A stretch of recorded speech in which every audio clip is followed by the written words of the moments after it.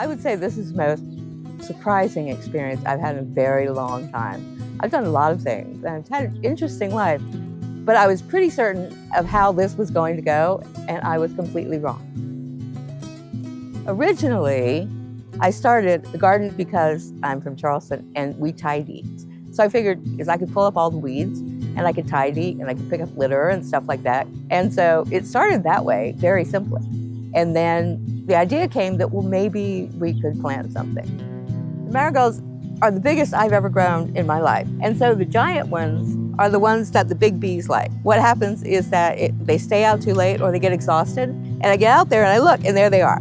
And they're bees and they're sound asleep. And some nights there are like 3 or 4 of them occupied. Big bees, little bees, medium-sized bees. It's just insane. The sunflowers are the largest sunflowers I've ever seen in my entire life. And I didn't expect them, well, I didn't expect them to be anything like that.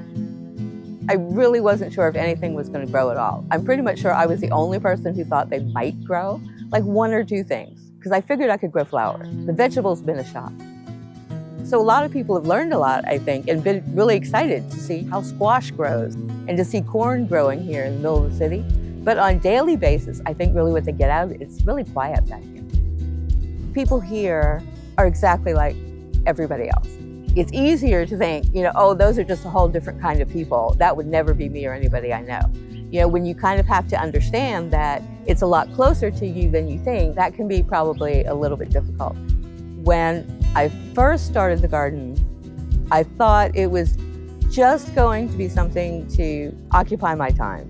But it's the idea that nothing can't be reclaimed or redeemed, that nothing is incapable, no one is incapable of transformation. And so that no matter how deserted or neglected a thing looks or a person feels, no way that you can't make a change for the better, like for me. Because when I came here, I was not this confident, I was not this happy. So the whole thing has been total transition from before I started the garden to now, to the person that I am that you see before me, who no relation to the person who walked in here, and the garden, which doesn't look anything like it did, before I started. And it's turned out much better than I really thought it possibly could, actually.